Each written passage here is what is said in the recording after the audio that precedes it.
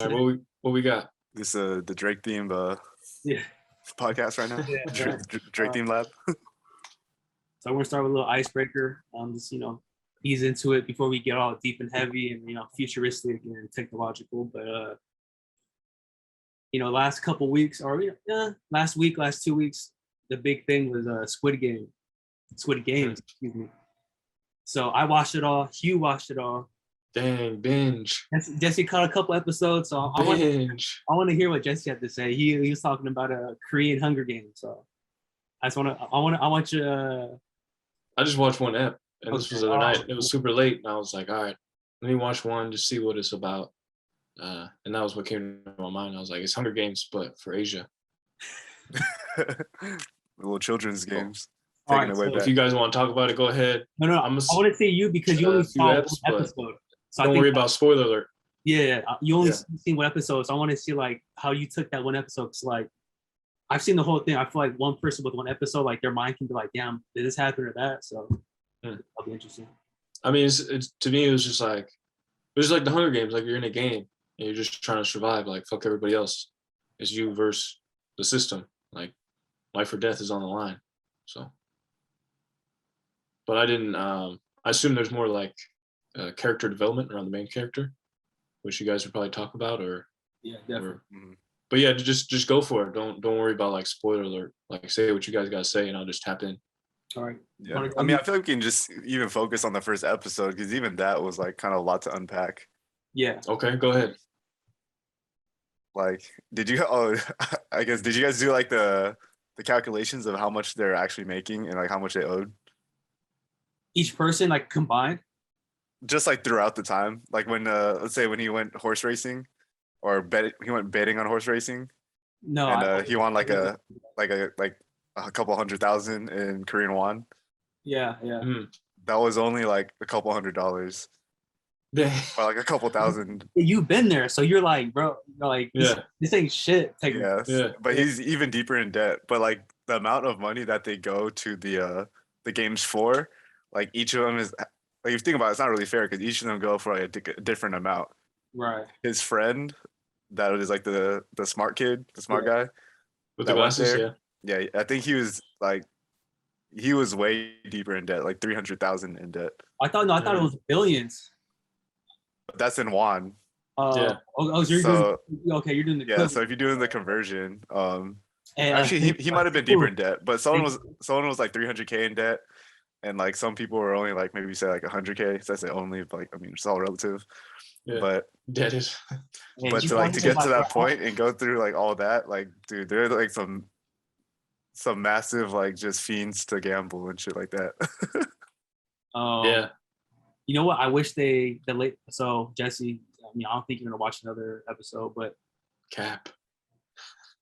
You said Cap? Or yeah, you're hating on my Netflix game. No, Netflix game is weak. I know it's weak. Oh, you just said, "Oh, don't worry about spoilers." What are you talking about? He's like, let's just focus. No, go ahead.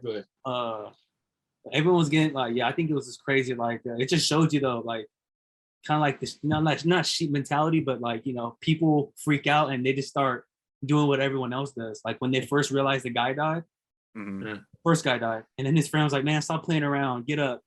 And then I think he moved, or he was shocked that his friend was dead, and he moved, boom, he got killed. And then everyone would start panicking, try to run away. It's like, you're pandemonium in the streets. Yeah, you're pretty much, signing your death sentence, because you're not supposed to move. I know you're scared, but it's like, just win the game and figure it out after the fact. But I just realized that, like, at what point do you realize everyone's getting shot? They can't all shoot you at once. You might as well just stop. But I don't know. I mean, when you're scared, you just do instinctual shit. But yeah, if that was me, I probably just would have like laid on the ground before, like while all that shit's happening, or try not to move. But if I was to move, it wouldn't be to run where everyone else is running to like a door that's not even open. Like it's just a wall. Yeah, bro, like where are you going? And then by the time it was done, they showed all those bodies just like stacked up. Like you couldn't even see the door. Yeah. And so so Hugh, you bring up a good point. It led me to the idea. It's like you get on the ground. and you just you could just army crawl hella fast. Yeah, your knees or your elbows might get fucked up, but it's like, bro, your life's on your line. Mhm. Because at the same time, like, you can easily, I feel like it's easier to stop in that position. Whereas if you're running, you know, you have to like hold your balance. You know, people are like taking that extra step and then getting. Oh yeah, if you're already on the ground, but you could be slower though. Yeah, that's true. I would only lay on the ground like when all the shit like starts happening like crazy, Okay. because then people are like, running into you and like bumping into you and stuff. But it's still, if you're moving when it's like you can still get got even if like you laid on the ground because you could have jumped at the wrong time. What'd you feel about Ali saving you know what happens or whatever, but when he caught him, Like he just, bro, I was like, there's no way you can hold them up like that. Like that's that's a heavy dude. Like you can, if you ever do like these weights workouts, I was like gonna say Yeah. that's, I do like 15 pounds. anterior fucking shoulder, you know, I forget, I haven't been in the gym for a minute, but whatever those are called, front raises, I don't know. You got a Yeah. whole grown ass dude, like 160 at least. So Yeah, that was too much. And I guess onto the kind of like the money part of like being in debt. What's your number that you would need to have to be in debt, to get freed of debt, to be go playing some Hunger Games? I know, right? Like, Or what's the amount that you need to be, Is that you this need, what's the amount this- that would so be I enough is don't, this for you to living in win? the I don't think it's a number because, you know, so kind of looking ahead, they came back, most of them. So I'm just Mhm. like, uh, What amount of prize money does it take for you to play these right, games? right. I don't know. I think, okay, actually, I'm misunderstanding your question. Yeah. I don't know, man. I don't feel like There's no amount there's no worth it. amount. There's only Yeah. one. Yeah. He was saying like what price? I don't know. Like you're saying, you only have one life, but I think they knew though. Like at what I don't think it is a money issue, but at the same time, at the end of the day, they knew that they were going to keep trying to gamble to get out of it. So they're like, let me just get the money to cover myself temporarily for this problem I have, which is gambling. I mean, I feel like they can still, get in debt, but at least they're just trying to like, I think the whole story is like just, survive another day, pretty much. Mhm. So if they're in the outside world, just make sure you survive another day. so they just were going in not to like cover their debt and change their life. They were just going in because they were saying, oh, this is a gambling opportunity. I'm gonna get this quick amount of cash. Well, they would still, get out of debt, but at the same time, it's like they're still going deeper and deeper. I feel like it's at least because they want to. So I look at it like they still want to continue. They're gonna still gamble either way. They're gambling just by going back, right? Mhm. But it's like they might as well be gambling and have money than like gambling and in debt. So that's why they go back just to get out of debt, but they're still going to gamble. That's what I think, but Yeah. I don't know. Because again, no, and the reason why I say that, I'll repeat myself, but like they came back, so they're already gambling as it is coming back because they knew what they're signing up for, and they survived one game. Now they have to do the same game over. Yeah. Why do you think it got so much traction on social media? I think it plays off of kind of like human nature. It's like everyone kind of has that in them to a certain extent. Maybe not that strong, but like these people are just kind of caught in a bad spot, and then it's like, Yeah. okay, what are you willing to do to get out of that bad spot? And just kind of like playing off of like, oh, these are just childish games, but for a high stake. So it's kind of like a thriller that way, just to kind of keep you interested in it. Because overall, I think it was a decent show, but I don't think it was like as hype as all the craze was. Does that make sense? Like, I don't think it's like a number one show. I Yeah. think it's kind of just like probably plays on like pop culture and things like that. Yeah, I think like too. A lot of the people, just the way they're getting done, like we won't talk about it, but just as the story goes on, different dynamics definitely start playing a factor. Like people click up and they say, "Oh, this is our team, it's your team" type deal within the game, and it's a game within the game, and like even those people within that team start feeling away. It's like at the end of the day, like it starts coming back to the you have to survive. You're gonna help yourself get there, but there's gonna be someone or something or a point where the dude you're helping or you got your back, you gotta, you gotta let him go. You gotta do what you gotta do. So Mhm. Also think that also, yeah, forgot to mention, also kind of plays off like the underdog mentality. yeah. The dude's like he starts off like kind of just being an idiot. Number one. Yeah, no, 456. Oh yeah. That's the Yeah. main character at the beginning. Yeah, the main character. Like he's Yeah. just like an idiot, like just doing things like wrong all the time. Yeah. But just slowly he's on like he makes it through slowly. Oh, he's a cockroach. Like Yeah. Yeah. like just he survives. finds a way. He just finds. You put raid on it. Like oh, like gets out. Like oh, he's dead. And all of a sudden, next thing you know, it's like moving and alive. It's like bro. Yeah, that's what I think he is. That's a bad example, but I'm just saying like he doesn't die. Like he should die, but he just finds a way to live. But again, it's a it's a show, it's a movie, so It's like how lucky is this one guy? Like yeah. everything just kind of happens his way. Definitely. He gets lucky. Anyways, and I hope people they want it's a little side topic just to ease into it. But if you haven't checked it out, check it out. I want to be player 1 for Halloween, so The old guy. Yeah, yeah. You'll know why if you watch the whole show. So He's a good guy. all right, let's go ahead and let's get this started. He's a good guy.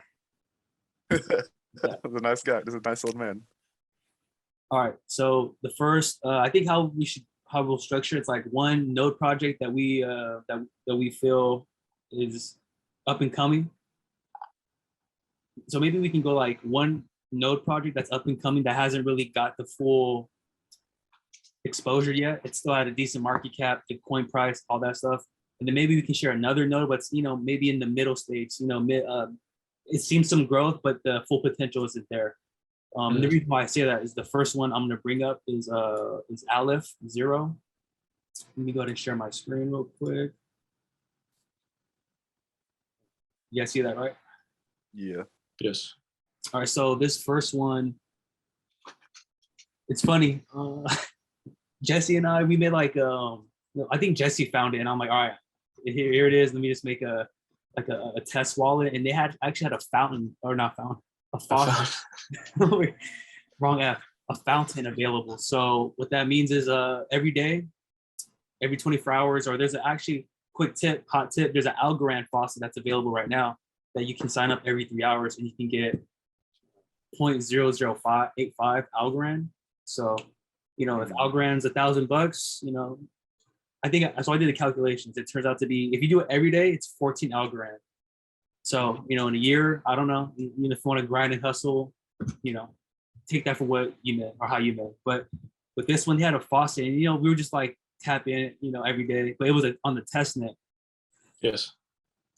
Like a bunch of other nodes coming up, it just kind of went to the back burner. It wasn't. They didn't provide any information like what's the immediate like the next, let's say 1 to 2 months, what's going to happen. So definitely went off my radar. Probably for you, Jesse, you would say the same. Yeah. And on social media, you start seeing it again, and then it definitely got our attention. So we were like, all right, let's see what's it about, or what's going on in the ecosystem. So pretty much here's a website. Let's go to the features. We'll go to the roadmap. I think this is pretty interesting, but pretty much the features here. It's just like your typical, not your typical, but just any type of blockchain, I'd say, besides after Bitcoin, Ethereum, they always want to talk about scalability. So just be able to have a lot of transactions. Here they claim 89,000 transactions a second. So that's good. Decentralization, obviously, we're talking about this whole ecosystem is decentralized, but it's through a direct acyclic graph. So that's actually more efficient than a blockchain. Whereas a blockchain is one by one, a cyclic graph is you have like, let's say 3, like a triangle, and each point has another triangle connected to it on another point. So it can branch off like that and be more efficient. Private smart contracts. That's pretty much, if you're familiar with Ethereum, it's the same thing. They use the ZK snarks, I believe, what is it called, like protocol. So that's like pretty much you're allowed to have like a double blind, like both parties don't know who each other are, but they're able to communicate with each other and provide the necessary information to unlock the other's, information, and vice versa. Near free transaction. So, this sounding like, sounding similar to like DAG, actual crypto DAG, and, Lattice Exchange. Very minimal fees, peer reviewed by the Advances in Financial Technology, the Decentralized Exchange, and the dark pool. I think the dark pool might be something similar to like a liquidity pool. I didn't really go too deep into it. I just want to do more of an overview. This right here, it's a zero ledger. You can sync your application to the Aleph Zero ledger, and you can do file storage. So you can use the API and pretty much interact with their ledger through code, so developers can add or not remove the blockchain, but add stuff and just take a look and view it. So definitely pretty interesting. And then this one right here was what caught my eye. Look like Polkadot, Ethereum, Binance Smart Chain, and then pretty much all those are going to run through Aleph Zero, their first layer, and then take that to this the private multi-token custody. That's where the private DeFi, where small businesses and medium-sized businesses they have their applications on the system. So it sounds like it seems like Aleph is the bridge between enterprises and small medium businesses and other blockchains. So it's going to connect the two together. That's what it looks like based on this graph. And this right here was pretty interesting. This right here is like the bridge to Ethereum. Obviously, that's a big name. This is their liminal zero knowledge, that technology they have. Beginning Q3, lasting about almost to the end of 2021, and then coming up in Q4. I think Q4 is now. Bridges to Cosmos, Near, and Binance Smart Chain. So definitely they have like some big keyword buzz names, other cryptos, and then right here, automatic node upgrades. Okay. Ooh, the node upgrades. That's what we're looking for. Right. So the thing is with this though, unfortunately, so the pre-sale, remember the pre-sale we're talking about how we missed? We didn't really miss it. They have the United States, and I think like China, like we were put on all these kind of sus countries. We're put on we're on a list with them saying, due to regulation, we cannot provide access to if you live in these countries after you fill the KYC out. So it looks like unless we had a VPN or something like that. But they also now that I'm thinking about it, they actually mentioned like you need documents of where you live. So I don't know how risky you want to get, but you definitely have a passport or something. But yeah, it's not too uncommon that like ICOs keep the US out of it anyways. So it's pretty common. Definitely if you're watching this, like, hey, that's cool, thanks for letting me know, but I can't buy it now. So what's the use, or not use case, but what's the point? Definitely, with the whole crypto and node thing, especially with the nodes, we're looking for projects that have the ability for nodes, and like still, the coin's probably really cheap. The market cap's pretty low. I try to look up online for the market cap. It's not available. It's not anywhere. But they do have a total supply of 180 million tokens, and that's not I feel like that's a decent amount. So probably the node requirement might be somewhere maybe 10 between the 5 to 10,000 range possibly. So definitely keep this on the radar. I feel like we should definitely come back once after the ICO phase, like he was saying, if they get listed, check it out and see what the price action is. But I just wanted to share this as something that, hey, take a look. We'll just introduce it, and definitely when we come back, if people are keeping up, it's not the first time they heard about it. It'd be like the second go around, and they'll know what this is about, and might serve as an opportunity for them. So keep your eyes out. Exactly. Put it Yeah. on the list. Yeah. Keep your eyes out. We'll definitely circle back to this. So that's me on Aleph Zero. I'll go ahead and hand it over to Jesse. Do you want to go ahead and take a look at Iagon? Yeah, for that one, if I was going to share my screen, I'd have to be the host. Yeah, let me go ahead and make you host.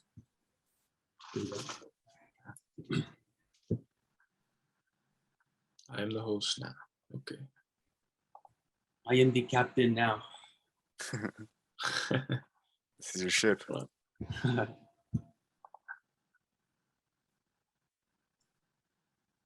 Damn. While he's doing that, how do you come up on like A-Life again?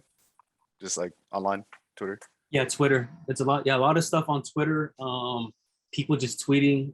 Don't get me wrong. There's a lot of like not crap, but just like you have to sift through what's good and what's not. So that's why I want to make a script where I can, query the Twitter API and pretty much just say, hey, all the cryptos, I'm gonna go through KuCoin, get a list of them, and say if I see this keyword, like the crypto name, and the word node or the word staking or this buzzwords in the tweet, return it to me. Put it, I want that returned to me, and then from there we can comb through it and see, if people are just saying like, I don't know, what if XYZ crypto had a node? It's not going to be too valuable. But if it's like, oh, Aleph Zero is talking about potential nodes, possibility, boom, kind of use that to connect the dots between the two. And then, we'd obviously have to go through and do our due diligence on the project. But that's what I'm thinking off rip. But, yeah, kind of like a gold miner where you just pouring all the dirt in a little pan, just sifting through it to find the little nuggets. That's a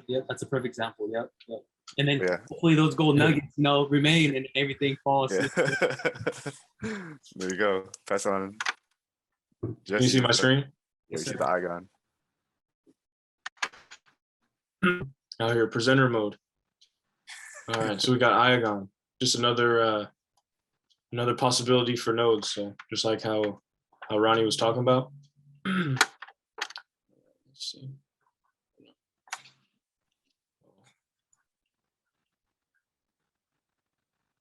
Hold on, technical difficulties. Okay, there we go. And my boy came out with the whole presentation. Won't let me go though. Hold on. Maybe are you pressing the space button or are you using the arrows?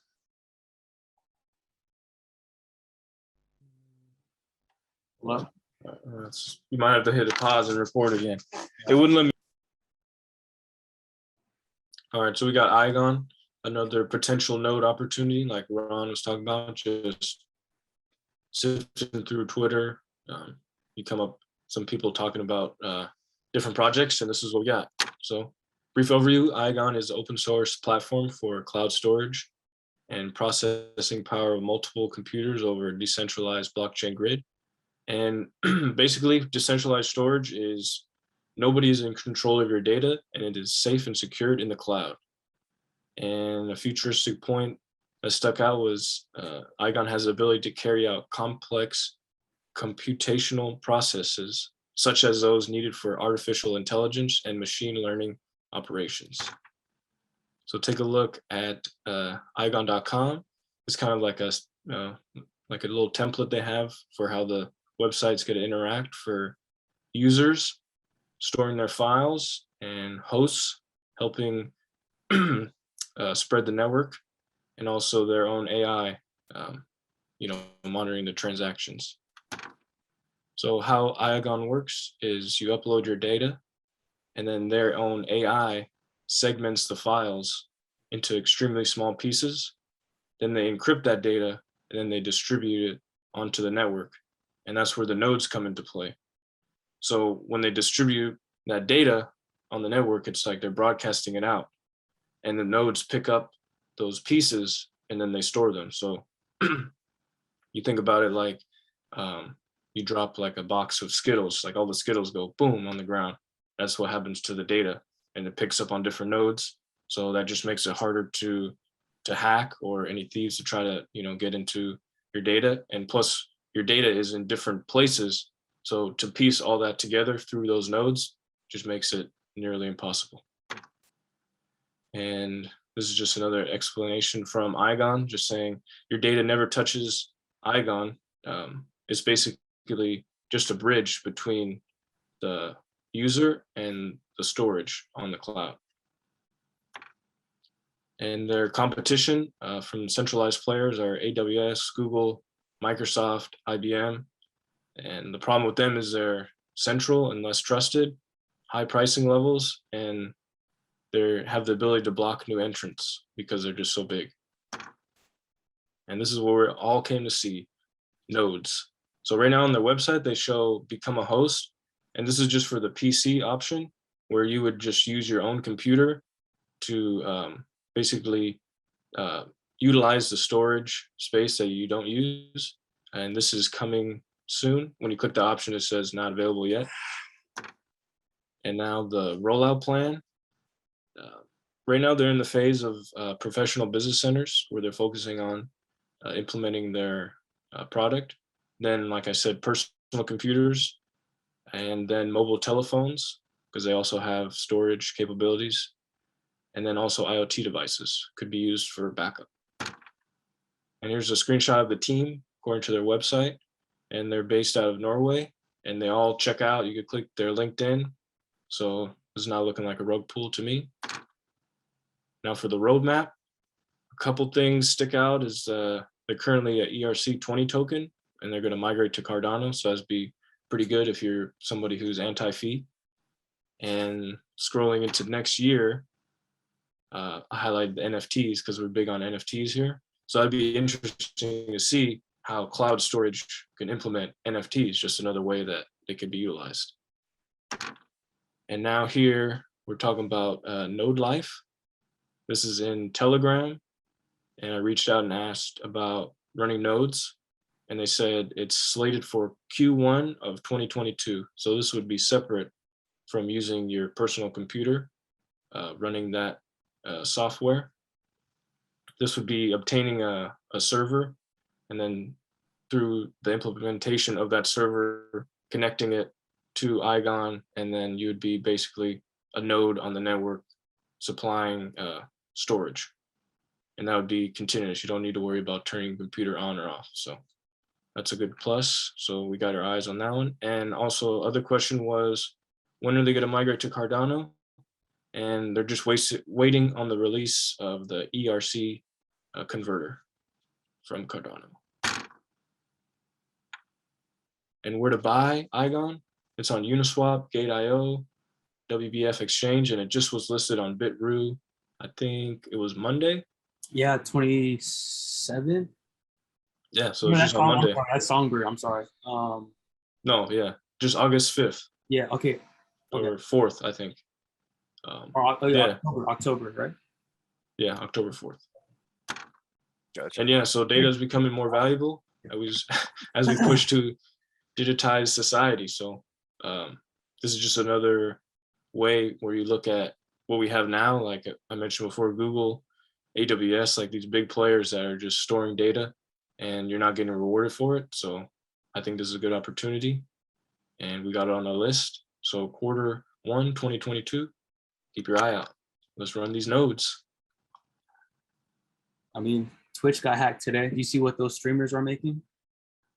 Nice. Release the info. I mean, I'm not, we're gonna stay on topic, but I'm just saying, like, Did they release that whole list? Did you see the list? Yeah. Yeah, Motion Nick Marks. He just got a bag all too. All of them, the top, like I think 29 or whatever was all like above $1 million. And then there was this one dude, like, I don't know, this is random. I think they just pulled some random at the very bottom. They put like, I forget what it's called, like some random ass channel. It's like something TV, and it made $0, but they still released it. Like, why are you gonna put this dude on blast? Yeah. Hey, after today, he might make some more dollars, so he might be happy to get hacked. Yeah, some charity event, like, oh, I feel bad, $0. Like, let's subscribe or something like that. Throw some subs. Yeah. Do you want to touch on that a bit or no? I mean, yeah, Decentralized or Amazon. Yeah. It shows how big they are, or obviously, I'm saying even though how big they are, they're still not susceptible, or they're not an exception to getting hacked. They're still susceptible to attacks or getting hacked. So I think decentralizing will help mitigate that, obviously. Now, I believe if it's a good protocol, I'm not using this as an example, just in general, but like Yeah. 51, I think 51%, majority tax. I think it's like 51% like majority tax, where all the like nodes, or I might be getting this confused, or like miners. I don't know how they. Yeah, I think I'm just getting confused. I'm confusing two things, so I'm just gonna stop right now. But Okay, time out. Run it back. Yeah. uh, But yeah, no, I see where you're going with this. So like this I'm year or getting- even this week, you can see like a lot of like the big players, a lot of big tech companies have outages or leakages. Like you So- mean like the Twitch Yeah. leak, and then also the Facebook the downtime of like 6 Yeah. hours. That's probably like the longest time in a long time. I think they said since like 2005 or 2008. Right. That's the longest time that Facebook's been down. And then if you think about this time too, it wasn't just Facebook. They're now Facebook, Instagram, and WhatsApp. So that's three things that were down. That like people like that use like a lot to communicate with each other, and like businesses and a lot of things just interact on. So imagine like 6 hours of downtime for them. There's probably like a ton of ads that they didn't make money on, like a ton of people who couldn't get to each other, and just a lot of things. So it shows you like you can't just rely on one corporation or one kind of single point of failure. That's why all these like kind of decentralized things are coming up, because with that, we're not going to have a single point of failure, rely on like one thing. Yep. Got different options. Even if you're like shadow banned, maybe Jesse can speak on that from Crypt, our little segment where when it gets spooky, we share our stories, but he thinks he might be shadow banned a little bit, and I think it might be true. Just all some of the conversations I've had, interactions, engagement, just maybe not there for whatever reason. I don't know, but if you don't want that, you want a chronological timeline. You don't want no algorithm or whatever being a part of your social media. These are potential. You watch one ad, or you tweet a certain thing, and then, or that's what I meant. You tweet a certain thing, and then those ads will pop up, or like on Instagram, one thing shows up just after you search it. It's like, what for? You're not getting rewarded for that. You're just, it's all going back to the monopolies at play. Definitely. So, all right, now we're going to transition to our, we always talk about NFTs. I think the possibilities with NFTs is like, I think, in my opinion, pretty endless. So let me go ahead and share my screen real quick. Where's the Zoom? Hey, while you're sharing it, you want to make me host real quick? Yes. Switch it back over to me. Push it back. What are you about to pull up? You should pull out like little Gary V clip, and then you should have a little Ron reacts on that. Oh yeah. Once it plays out, once things get a little popping, I'm like, oh, remember this? Yeah, we're on the same wavelength. Yeah. All right. Boom. So definitely, since we're a part of Strongblock, and then just hearing what David Moss has to say, a lot of insightful stuff for the most part. I'm not gonna say everything, because I felt a certain way about some NFTs on that end, but whatever, it's all good. Looking long term. You guys can see my screen, right? Yeah. Okay, so it's Wax. So pretty much it's Wax. So worldwide asset exchange for NFTs, where it's eco-friendly and you can trade, buy, sell. I think there might even expand to leasing or renting, which is an interesting concept. So here, all your favorite brands, as they say, all in one place: Atari, Topps, Street Fighter, Capcom, Robotech, Weezer. I don't know what that is. Looks like some type of Disney. Bratz, Funko Pop, William Shatner. Cool. All right. I think one cool aspect is this thing right here called VIRL. So I'll go ahead and play this about a couple minutes. I think it sums up perfectly what the possibility for NFTs are, and exchange of goods. So I'll let this run right here. What is a viral NFT? Well, it's an NFT that is virtual in real life. Trust me, you're gonna like this. Viral NFTs let you own physical stuff without dealing with delivery. Interesting. This means no more boxing, no more shipping, no more deliveries, if you'd rather not have the physical item. The option is open. Here's how it works. Your thing is a unique one-of-a-kind NFT on the Wax blockchain. Voila! You can trade your viral NFT with anyone in the world. Your physical thing doesn't move until you or the current owner gives the viral NFT a special command to redeem it. That's a ton of saved deliveries. Score one for the environment. When the physical thing is redeemed, the viral NFT changes. In some cases, it's composted, which means it can't be traded anymore. In other cases, it can still be traded, but has a special tag that shows it's been redeemed.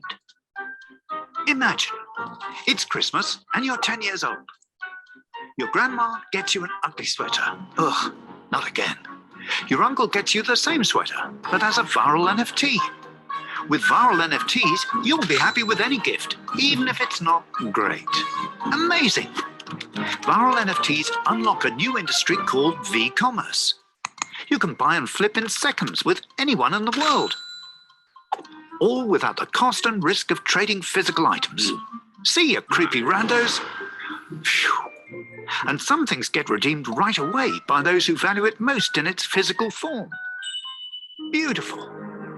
Now is the time to get in on viral NFTs. It's the revolutionary way to trade physical things. Get ownership without possession. Be physical and virtual. Profit from instantly tradable and super liquid wax marketplaces. Pool from global participants. Plus, you'll get complete and transparent ownership history, all while saving tons of CO2. And finally, wax is certified carbon neutral by Climate Care. Talk about a cherry on top. To get started using viral NFTs, check the links below the video. My goodness, is this going to be... So that's pretty much it. I think it's pretty interesting. Like if you get an item that you don't like, you can just put it up and then, you know, it's like drop shipping. It's like reverse drop shipping, so to speak. It's like, keep it there, I have it, but then if someone wants it, they'll just send it out. I know Hugh has experience with that, so maybe you can speak to that a little bit more in better context. But yeah, let's finish this real quick. You know, a lot of things you can build, upgrade, and like, you know, decentralized apps, games on the marketplace. Definitely a place for, you know, the developers to come and, you know, build it out. It's still very early. And there was a roadmap. So here we go. June, they're going to support altcoin support ETH bridge. So, you know, already happened. One stop for Wax NFTs. They want to revamp. There's gonna be a DeFi component, Wax Cloud Wallet 3.0 for the mobile, and then accessibility to the Wax token on the wallet. Real quick, there was a better, yeah, you go ahead and if you want to speak on that drop shipping component of this, maybe clear it up. I just kind of went over it briefly, but I know you have experience doing that. And how would that, like what they showed in that video, did that make sense? Or is it like far-fetched, or is it like somewhat on point where it's like, yeah, you know what, that's actually a solution they solved? Yeah, I think it's definitely interesting because sometimes, like, yeah, you don't want an item. I can see, selfishly, I just see this is what probably I see from my perspective. We're kind of in like the shoe game, right? And let's say Nike's trying to do these viral NFTs. I see pros and cons of it. Pros is like, okay, it's easier to kind of buy and resell within the resale market. The cons of that a lot of people are just gonna be trying to get and hold that NFT just for the item and not really get the item to wear it or use it. They just kind of want the flip value. So it's good for resellers, bad for people who want the shoes. That's just that situation. Also kind of a logistic situation of it. Who's holding the active or real item? I mean, space isn't cheap. Like if it's like a warehouse space or if it's like Nike, they're constantly trying to get things in and out so they can have more space and more stock and room on the shelves to get their next pair of shoes in. So as far as like a business doing that, I don't think it makes sense for them to be holding onto their own inventory that someone owns. They want that stuff out the stores so they can replenish and sell more stuff. So they would kind of have like a logistics type of, they need to have a logistical solution to who's holding all this stuff. and making sure like I don't know people aren't stealing it or like kind of getting fakes in there or whatever. But obviously they'll think about that down the line. Right. Maybe I was thinking maybe it not forces them to sell, but it's gonna make not force them to sell, but like, hey, I want to sell for this, but every day I get charged. Or when I do finally sell this item, to say like a warehouse is like gonna say, hey, well, we held it for you for these many days times by our fee. So maybe it's just in the long run, it's like, hey, like the person's like, I just need to get rid of it. So essentially, like, if someone has nodes and you're processing transactions and you get rewarded off those transactions, this is actually good, because it's like, no matter if you're gonna buy or redeem or sell or redeem, you're pretty much, validating that transaction on either side, so to speak. So I guess what I'm trying to say is like, it's gonna make you sell, maybe not at the highest point, but every single day, like there's gonna be a cost benefit of like, the longer I hold it, the more fees I incur. Where it's like, if I just get it off quick, so that might cause the price to go down, which then says, hey, that's a decent price to buy it at. Yeah, it's kind of like the I just imagine it as like owning a store. Like they charge you to place your stuff there and to hold it there. So yeah, people will get paid like premiums, and like the longer say you keep an item in like an Amazon warehouse, right, the more they're just going to charge you for like this spatial fee. But that could be good for some people too, because say if you have like 100 pair of shoes and you don't want to be holding it at home, you can have that on an NFT and you can just sell it through there, or you can just have them hold it as like a storage fee or something. Definitely. So other things here, staking and voting. So the Wax token has many uses: staking and voting. Obviously, NFTs, you'll be able to purchase NFTs with the Wax P token. Wax Labs, again, remember mentioning developers to create projects, etc., and also a DeFi component to it. So again, participate to earn rewards in the form of Ethereum tokens and the Wax governance tokens. So definitely, the ecosystem still being built out. These things are still, they haven't seen maturity yet, but definitely look at the names on the other page. What is it? Sorry. So Tops, Capcom, like these are some solid names, and I feel like only more are gonna join. So yeah. Go ahead, Jesse. I feel like you had to say something. Yeah, the Wax, I tried that back at the beginning of the baseball season, in the spring, because after Top Shot was doing his thing, that's when Tops and Wax came out with some NFTs, and I never got my hands on one. It was like first couple of releases I tried, but it was just too flooded, and it was like it crashed, and people were saying that they had put an order in but they never fulfilled. So I never had one back, but I always kept it on the sidelines, like, oh, Wax is something in the future. And I think you said it already, but Strongblock mentioned the CEO, the David Moss. He had mentioned Wax, that he knows a good buddy of his works there, or he has some type of ties with Wax. So that could be some there in the future with those two. Yeah, perhaps a collaboration. Yeah, so that's like maybe if they develop their their NFTs, maybe that can be a place where developers can make an NFT, like Strongblock can say, hey, we have an NFT contest, developers make an NFT, designers collab. Remember that governance token, we can vote on stuff, which is the best NFT, and then Strong will adopt it and say these are our new NFT sets, just to get the people engaged in a different way besides one-click nodes, all that stuff. So real quick, I can cut this out, but so I feel like it's fine, but we're approaching 40 minutes again, so it's going to pause out. Okay. So I guess we'll just do another meeting, or I'll just upgrade. But I feel like it's kind of a little annoying.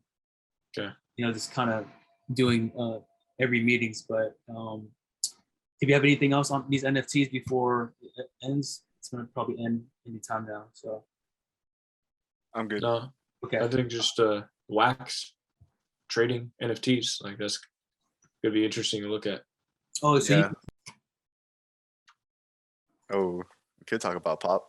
Yeah, Like, yeah. This dude on Nice hat today. Twitter said, he said, "Node rug." Yeah. Yeah. So supposedly there was supposed to be a live stream today at was it like 4 p.m. GMT time, which is 10 a.m. in California, for Strong Pop and their Strong Pop. What am I talking about? Pop Network and their CEO, but nobody showed up. Nobody said anything, and on Telegram, a couple of people said he was traveling, but that's all I found. Did you guys find anything else about what happened today? The mishap? No, I haven't. I checked the Pop Twitter too. They posted like 2 other things, but didn't even mention anything about the post where they said, "Hey, we're gonna have a live stream tomorrow morning." Yeah. You saw that, right? So they just like completely, maybe those were posts that were already scheduled, but when they say that and then nothing shows up, and then they start tweeting like it's all, like, oh, hey, sorry. They didn't do it until after, like way after the fact, Yeah.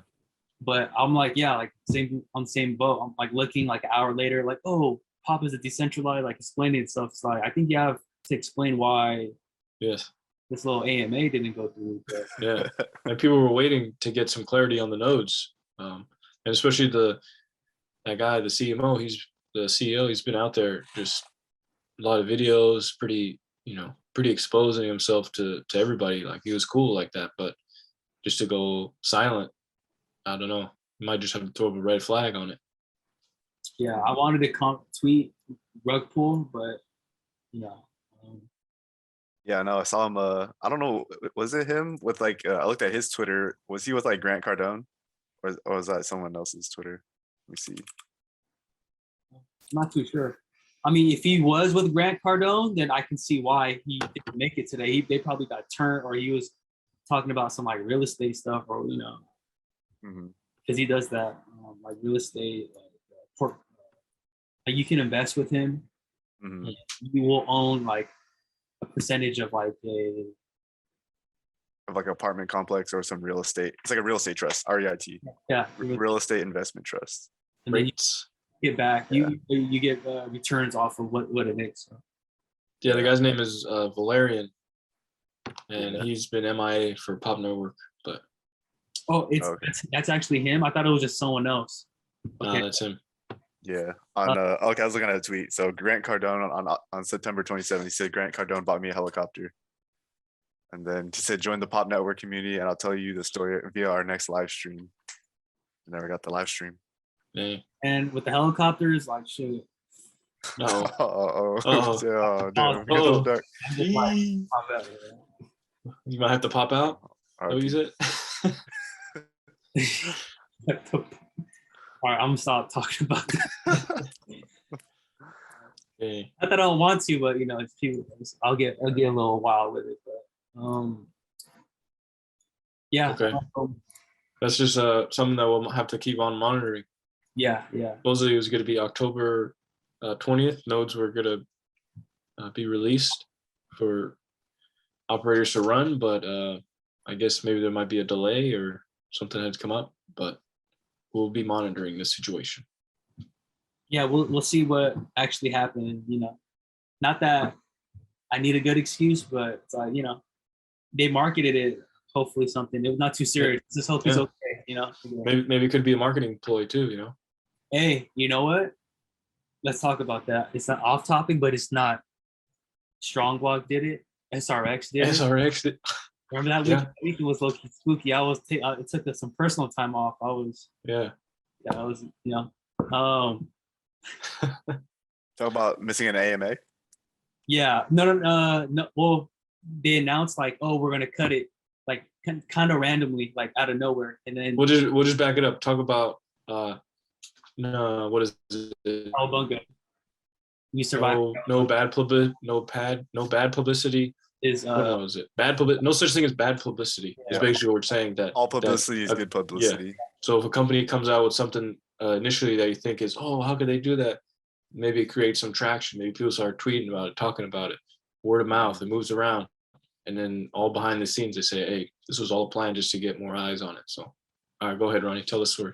Yeah. So the Strong Block, Cowabunga, just one random week in the summer, he was like, oh, we're gonna do this, and this. in like the last 5 seconds, David Moss goes, and we're going to be cutting the NFT. We're going to be cutting the not NFT. We're going to be cutting the strong node rewards to accommodate our limited supply. Be seeing you, and he says like Bunga or some Yeah. shit like that. And on a Friday at like 7 p.m. And people would start losing their shit. Twitter was going wild. Like what the like my nodes, like think about how much you make on your strong nodes right now. And all of a sudden knowing like, and he said too, it's going to be effective like that Monday, that Tuesday. Mm-hmm. It's like, bro, like, you know, if, you know, that messes up your money, your compounding nodes, all that. Yeah. And the last time. Oh, go ahead. And then the last time they had the happening, they had given advance notice. So it was like 2-3 months in advance, like earlier in the year. So just to come out and say it's going to happen in a few days was just like, whoa, it just caught everybody off guard. But what's interesting because he said like, this is the next day in the AMA, like they should have cut rewards a while ago, but they're coming up with a better strategy to keep the protocol going for as long as possible. Mm-hmm. They hired an economic person that says, oh, based on this new strategy, it can go forever. Yeah. So whatever that is, that's good. But my thing is like everything's planned. There's no such thing as a coincidence or like an accident or mistake. These people are, in my opinion, these people are very smart and they're gonna be like, oh, we miscalculated. Like, how do you miscalculate that? Like everything, this whole crypto thing is like very strategic and very, what's the word? Now I want to say premeditated, but you know, like a lot of thought has gone into it. Mm. So he did say he regretted the token burn though. It was like 93%, 92.5. I'm not, man. Smoke and mirrors, maybe, yeah. Oh, yeah. Again, you can say that just to save face. Oh, I regret, but in reality, it's like, oh no, we want them to, you know, it's, you know, I don't know. I feel like there's a lot of, smoke and mirrors, a lot of, you know, behind the scenes that we don't know. Yeah. Played. Yeah. So, anyways, that's kind of just the side on that. But I guess going forward, like, you know, in this space, like what they say is the roadmap, but, you know, there can also be, you know, little things here and there just to make things interesting. And that's just the landscape. Mm-hmm. You can see people saying, oh, that sounds too risky, or, you know, that's a rug pull. It's like, you know, yeah, you're right. You know, so you ain't gonna risk it to get the biscuit, and, you know, be cool with that 2% in your bank account, and you get $4, so, you know, $4 a month or $5, whatever. That's cool. It's all good. So you're saying if you don't see folks, you know, if you don't see a plane crash tomorrow in the news or some devastating car accident, you're gonna be like, all right, Pop is maybe off your radar or put onto the at risk warning list. Yeah, definitely. Yeah. Okay. Put on life support. Yeah. So, see how it breathes. But again, if you're using something like Strong to, you know, finance it, you know, it's just depends how many nodes you have. Let's say you got, you know, let's say you have 10. That's 2 days worth. I think, you know, I can live with 2 days, like for the risk, you know, with the token's 1 cent. Imagine when people start going into it, you know. Yeah. It just risk is relative. You know, that's my saying. Everyone's bag is relative. Everyone's risk is relative. It is. The next thing I want to talk about is Jesse talked about it, and I didn't really get it, but not that I didn't get it, but I felt like there's a lot of security issues with this. But people pretty much giving their node username, their root actually, and the password to someone to set it up. They return it, or not even necessarily return it. They say, hey, say it's Jesse and I. Jesse gives me his server. I set all the servers up and say, hey, Jesse, they're ready. He's like, okay, thank you. And he gives me a payment, and then boom, he's done. He can stake his coins on the server. It's already good to go. It's just taking the legwork out of setting up the server, writing the code, whatever. That's Strong. Right, but Strong takes that away. But, you know, things that, you know, Ionos, RackNerd, there are some, you know, there are a couple steps that you have to run for each VPS, right? Mm-hmm. It's only maybe like 7 minutes, 10 minutes, but, you know, some people don't want to sit there and do that, or they don't have the mental or technical skills to do that, or they just don't have the time. Mm-hmm. But I found on RackNerd that you can actually change your root password. So when you buy a server from them, they'll give you some random string or random characters. You'll hand it off to someone. But at this point, there's no token stake, so there's nothing really to lose. Because they don't have your account. You're just giving them the account to that specific server. They can say, all right, it's all set up. And just let's use pre-search. When you set up a VPS for pre-search and it runs, you go to the your nodes on pre-search and you see it, the new node pops up to confirm. So at that point, you can say, okay, thanks, I see it. Boom, I'll send you your money. And then I'll go on to RackNerd and then I'll go and change my password to my VPS. So it is possible. Because I remember I was telling you, like, man, I don't feel comfortable giving someone my VPS root name, the IP, and then the password. Like, they can sabotage me, or they can just manipulate my node, my server. So I didn't feel comfortable. So there's definitely, if you go to RackNerd, I have the link right here. I won't go through it because it's just like another step-by-step video. I'll leave this in the description, but there's how to change your password. And then also too, you can actually change your, there's a certain link that you actually can change your password. And I think I said that already. I'm just repeating myself, but yeah, I think that's interesting. So, if you want to create like a service, so I put set up servers as a service. So SaaS, SaaS. Sassy. Instead of software as a service, now it's servers as a service. Like, again, it's just, another way to make, some quick, easy money. It's just like a stockbroker. It's the people who don't want to have to go and look at the price or figure out, oh, I should put this much in at this point. They just want to pay somebody else to handle all that legwork. And that's what you're saying. Just you're paying somebody, maybe they take pre-search or Ethereum or whatever they decide, but you're just saying, hey, set this up because I'm not technical, like I'm not technically savvy in that field. They set up your node and then you go ahead and stake the pre-search on, and now it's your node running and you're getting the rewards in your wallet. Real quick though, you'll see the node pop up, and then pay them once you see it pop up. Then you want to go to your VPS. You want to go to RackNerd, and then you want to make sure you change the password to your VPS. So because you just gave them your root and your IP and your password. So you want to make sure you change that so they can't get back in, and then from there, you're good to go. But that's pretty crazy though. Once you build that reputation. Yeah, exactly, that too. So I mean, that's the thing too. Yeah, someone might say, well, you could steal it. Technically, yeah, you could, but people will, if you're trying to promote yourself. Nowadays, it's like anything. It's like, people are going to leave mostly bad reviews. The good reviews are going to go left unsaid, or it's going to be verbal. People who want to go out of their way because you slighted them, you didn't look them in the eye, you just handed it to them rudely. I feel like those people are going to be more inclined to, leave some negative feedback. So, you could get away with a couple people, but after that, I feel like it's going to catch up with you. So. Hugh, your camera is going in and out. Just want to let you know.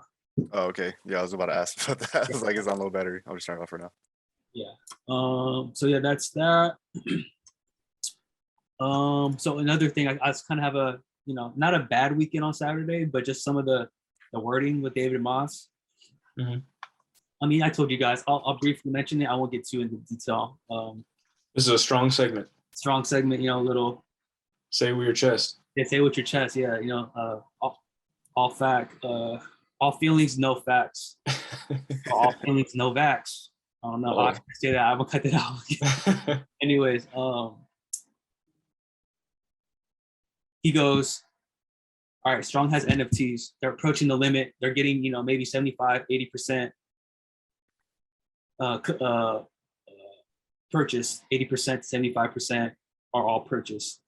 He goes, all right, so there's people who don't know about Strong. Hopefully, if you're watching, it might be you. So, hey, congratulations.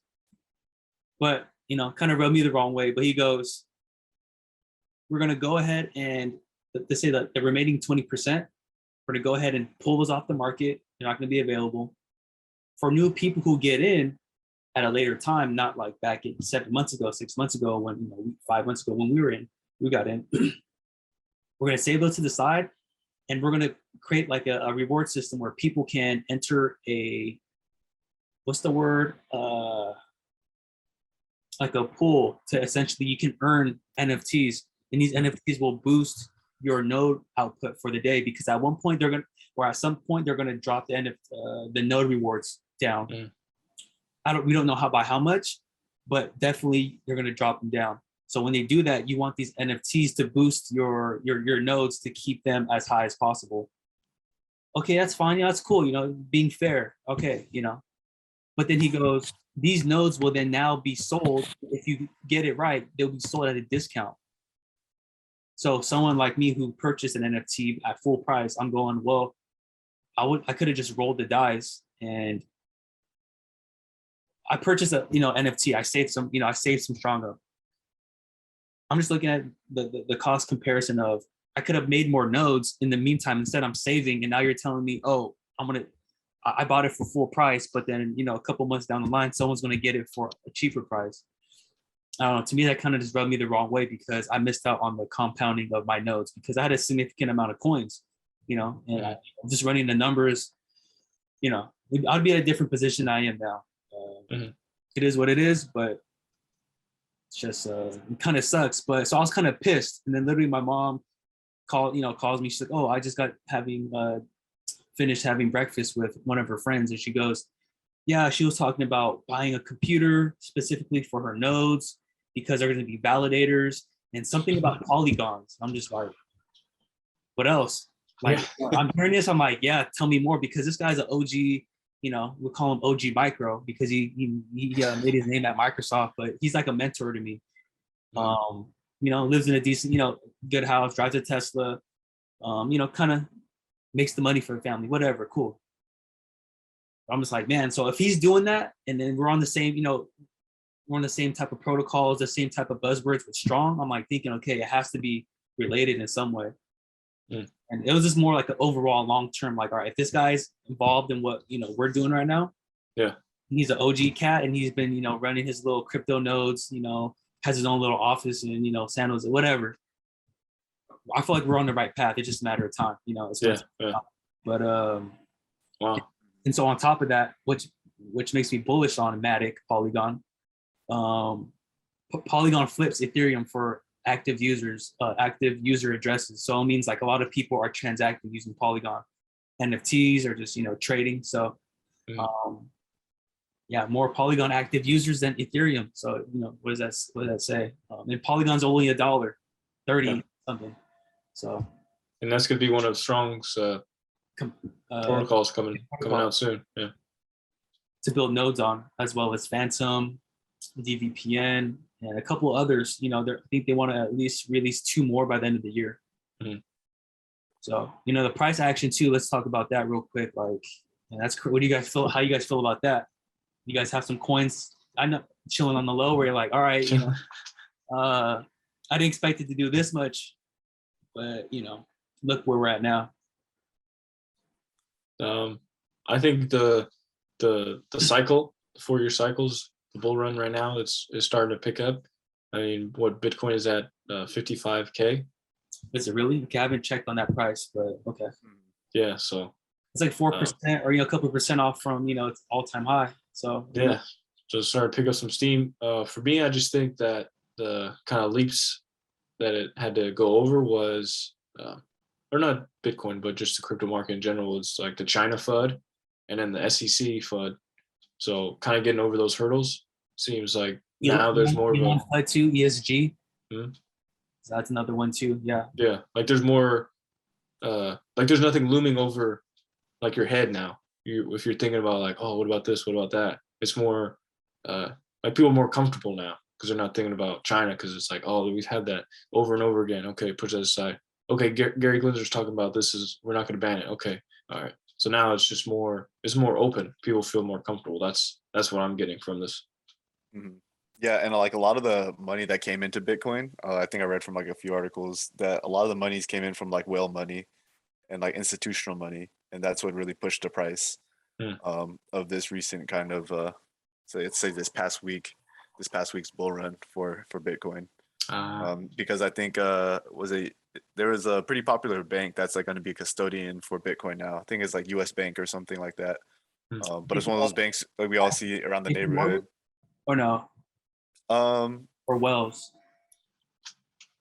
see, Bitcoin. And then also Kevin O'Leary was talking about he's gonna increase his holding in crypto. So him being kind of a boomer, and boomers holding a lot of the bucks, that's just kind of validation. Like, hey, it's not these young kids out here just buying meme coins. You know, like Kevin O'Leary's on Shark Tank. He's got all these businesses. He's a little older guy, so if he's saying he's opening up his portfolio even more into crypto, then other people who are in that age range or in that certain like similar demographic to where he's at in life, then they're gonna also say, oh, if he's doing it, then I think I'll do it. Or, you know, I know somebody else who's my age that's doing it. So they hold a lot of the wealth. And like Hugh said, the whales and institutions, like the people who own those institutions are older. So if they start thinking about it and making that change, then you're gonna see more of a, you know, snowball effect on the price. Yeah, and their 1% of their portfolio, or 1 to 5%, let's even say 1% of their portfolio is going to be a big chunk of money compared to like an average person's 1%. So as you see 1% of like all these like custodians and banks and even like say retirement funds having a like 1% diversity into crypto, that's putting in a whole new market into the market cap for Bitcoin and things like that as well. Yeah, definitely. So yeah, wow. I'm taking a look. It is U.S. Bank. I didn't even realize that. So it's pretty dope. You know, I thought it was Bank of America or Wells or J.P. Morgan, but I think I just might be confusing headlines. But yeah, that's dope. Also too, I caught Joe Biden was asking, I think Jamie Dimon, like, why, like pretty much like convince me why do we need to avoid, or why do we need to increase the ceiling and avoid a government shutdown? And then he goes, just starts talking, and then someone comments, or Janet Yellen comments, like a lot of people's, like, you know, people who are retired, their, you know, their 401k, all that stuff is tied to the stock market, or, you know, the economy. So if we let that go down, you know, people are going to see their you know, their savings pretty much. Yeah. I use that term loosely, but, you know, 401k, you know, whatever it is, but like, you know, they're saving. That's what they use for income, you know, because they're retired. They use that. All that's going to go down. But then now you see like this alternative asset. What's different? Now it's rising. It's like, you know, I can just see people making the decision like, damn, like, you know, there's uncertainty here, FUD, you know, on this part, but Bitcoin is rising, or it's this alternative where, you know, it can hold its value or whatever. You know, just little things like that over time, when people start seeing things how play out, how they play out. I think, you know, once they get burned or scorched a little bit, they're like, oh shit, you should take this a little more seriously. And so, yeah, definitely. What about where do you guys see like the rest of this month going? Do you think there's gonna be any more dips, or is it gonna be some more uptrends, or I think it might be another dip. Like people buy all-time high, expecting it to go another leg. They're like, oh fuck you, let me just get my money out. So that's why I think. But then I think it'll be like, you know, a dip, like it'll go probably all-time high. I think so. End of the year, all-time high, dip back down a little bit, and then, you know, when you see that dip, because they'll be like, okay, all-time high, let's take it again at next leg. That's what I think. That's what everyone's saying, at least. But for next year? No, until the end of the year. Next year. Yeah, okay, yeah. Yeah, I think like this upcoming month, I think around like right here, like 55 to 60K has been like the kind of like the recent ceiling. Like each time we hit around, like, I think it went up to 60 at one point, and then it came back to like 50, 55, and then dipped down again. I think we're still trying to fight through that ceiling, and once we're able to break through, then it can pop some more. But I'm kind of, I don't know, I don't like to read it into it, or like make too many predictions, but I think it'll be kind of tough to break the kind of 55, 60K ceiling right now.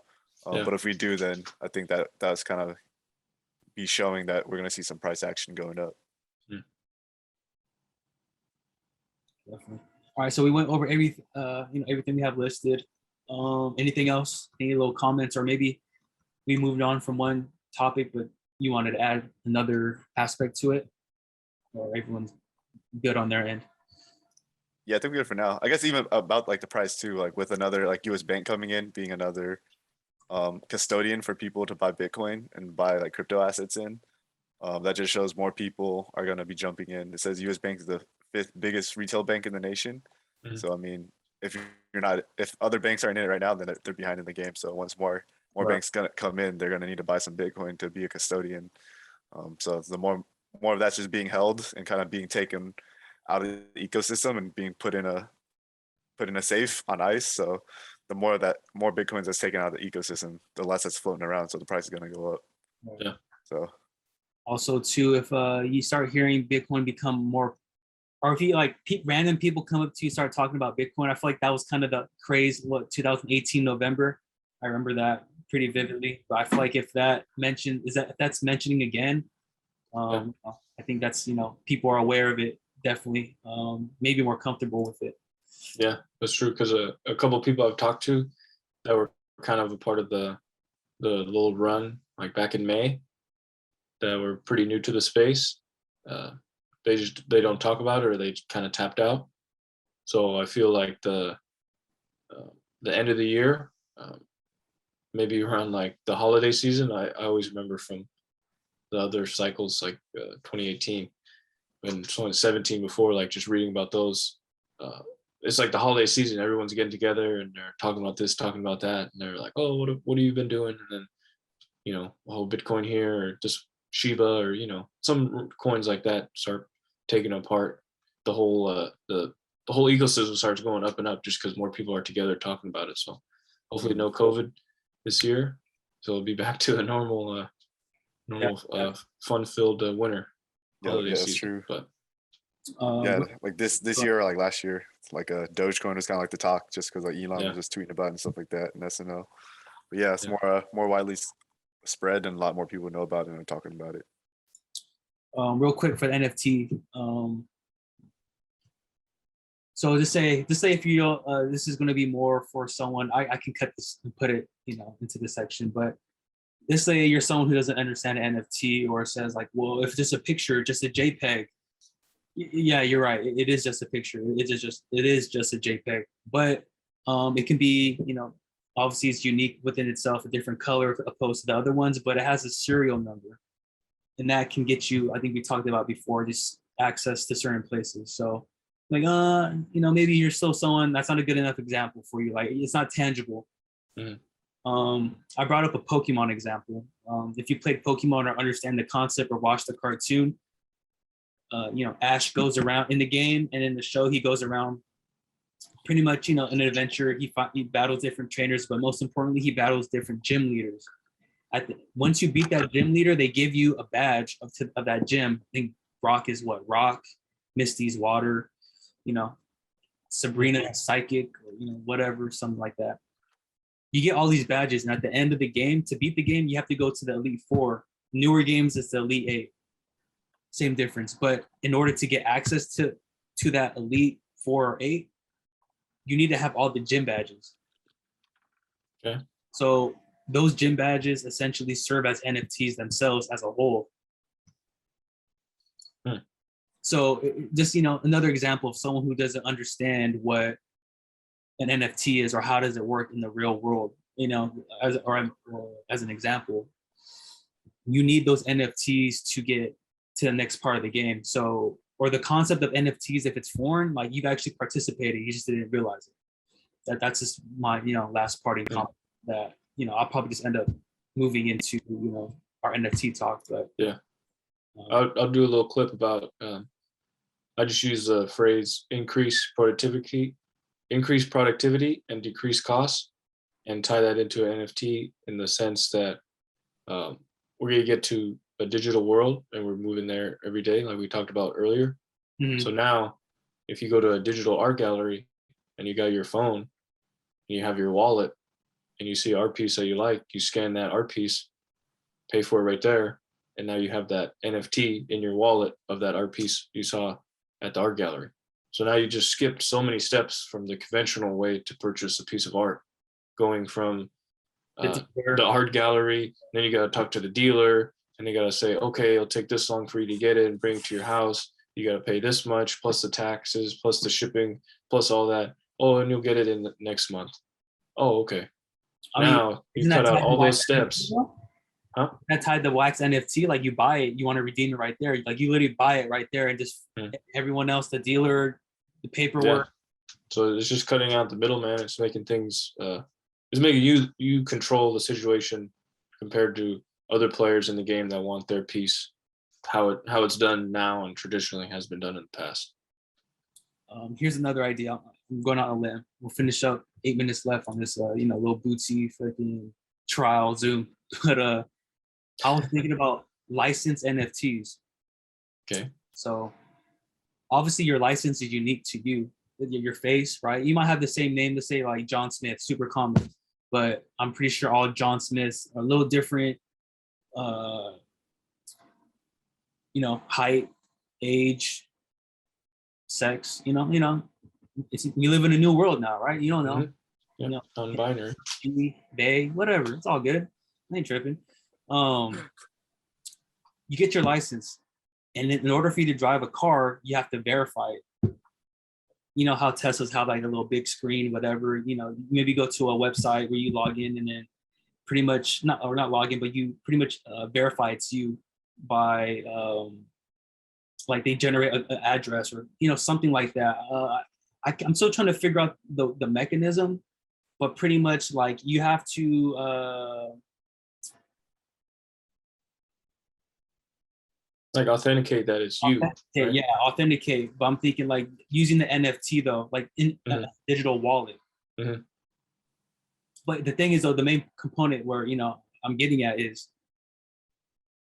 since everything's database, cloud, Tesla pushes updates over the cloud. Why can't Tesla or a car company say, hey, you can't drive this car unless the NFT that we administer to you or through your license, and like we can add stuff. Again, you can add things like the Ezekiel Elliott example. You can add things, not that it's a bad thing, but from trusted brands, they can add or remove things. So let's just go on that end. I'm trying to push the idea of NFT to the limit, but bear with me. Rivian says, okay, boom, or not Rivian, but Tesla. I just use Rivian because that's anyways. Tesla goes, we give you this NFT and we have all your information. Whenever you want to drive your car, you have to pretty much, we'll give you like a token, send that token back to us. And that token will be like an NFT, let's say, but then that's connected to your license, that's an NFT. So it'll be a smart contract. Yeah, so be a smart connect between time you and the car. And then they won't turn the car on unless they get that right wallet address and that token back. So you're like, well, okay, what does that mean? Well, if someone who can't drive, underage drivers, you see those little kids joyriding, that'll eliminate that. Someone to get your license suspended, or you're known for having issues and you can't drive, or you have epilepsy and you like pushing the limits. Pretty much that NFT will then pretty much is automated to grant you access, but then you can alter it, because now if the state doctor sees you unfit, then they'll push it to a database saying, oh, he's unfit to drive, and then they'll update your NFT saying, hey, you actually have this condition, you actually can't drive. So when you try to get that token, or they might deny you the token just to begin with off the bat or something like that. That might sound too futuristic. I'm pretty sure I have to iron out the idea, but I feel like that concept, from one wallet and using a licensed NFT or some type of NFT to communicate from a vehicle to like a decentralized system where they can update the information to say, hey, can we grant this person an ability to drive the car? And also it'll prevent theft. So then the worst thing now is no such thing as stolen cars, because they don't have that token in their wallet, because the car won't start at that point. Yeah, about 4 minutes left. If you guys want to poke holes, poke holes. But that was just my idea. I definitely have to like think about it. But knowing all these futuristic things, they probably have that already locked down, patented. Yeah. So, Yeah, it's kind of like validating. It's like using your ID as like a key to the car before you Yeah. drive. exactly. So But just validating who's driving and make sure Right. it's cool. right, but more like an extra. So I look at it as this. It's like it's an extension of the law. Like the law is now like being enforced without having to be enforced. It's being enforced technologically. Mhm. You know, so You're letting the blockchain decide. right, yeah. So Yeah. the blockchain is enforcing the rule because you see whatever the information that's there, and it's just being compared against. Yeah, yeah. If it's if everything checks out, it's like a finger scan or biometrics. Put your Mhm. finger there or your hand there, if it scans it, it's good. Open sesame. If not, Yeah. red lights. What's going on. So Yeah, these are the things that they're like different layers that you think about. The NFT, just like layer one, it's just like you said, a JPEG on your phone. But if you take that step further and further and further, like how you're going with it, that just further the possibilities how it could be utilized in the future. Mhm. right now, if there's like such thing as gas fees, then I don't know. There might be, but if you have like, insurance, that what you're gonna pay for XDC 0.000 another zero. How many zeros? 4 or 5? Yeah. Whatever. It boils down to like 0.001 of a penny. So, and then what if that now you have insurance? The insurance like, oh, we just take care of that cost. Or you know what? That might be their way to monetize. Another way to monetize. You want to drive our cars? You're gonna have to do this. Mm, You know how everything now is becoming. You have to start paying for everything. yeah, Everything you yeah. have to pay for. Like things that used to be free. Oh, you have to pay a little charge here. They're gonna nickel and dime you. Imagine 330 million people in America having to do how many times you want to drive your car every Yeah. time you open it, and you do that Yeah. 5 times a day. I don't know, Wow. man. Man, you're talking. Talk about getting Plus, oh man, plus if you got that NFT linked, then like you're crossing a bridge, you're going anywhere for your for fare. work, where you want your parking spot at. I'm number 88. Boom.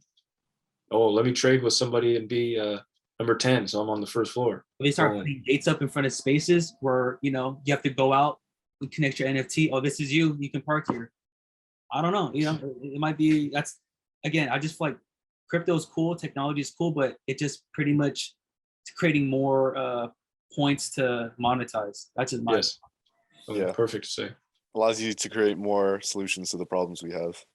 definitely. But also, for a solution, but hey, it's a solution. But we're going to need you to pay for that solution. Yeah. Especially with everything being so easy now, it's like just one click. It's like Amazon, just 2-click buy or 1-click buy. Yeah. Same day delivery. Same day delivery. Yeah. So, all right, we got less than a minute. I think lab number 2 That's it. in the bag. Good convos. If anyone doesn't have anything else, then we can go ahead and end it. But if not, we can run another 40 minutes. So let me know. I think I'm good. I think we're good here. All right. I think. I was gonna mention one thing about NFTs about like Decentraland, but we can save that for the next chat. Ooh, okay. I watched something about that Sounds recently. interesting It's stuff. pretty cool. Okay. Then we'll look up some time too. Yes, sir. Yeah, we'll do that. So, All right. all right, everybody. As David Moss says, be seeing you. Cowabunga. Cowabunga. All right. Live life. Peace. All right, let it go.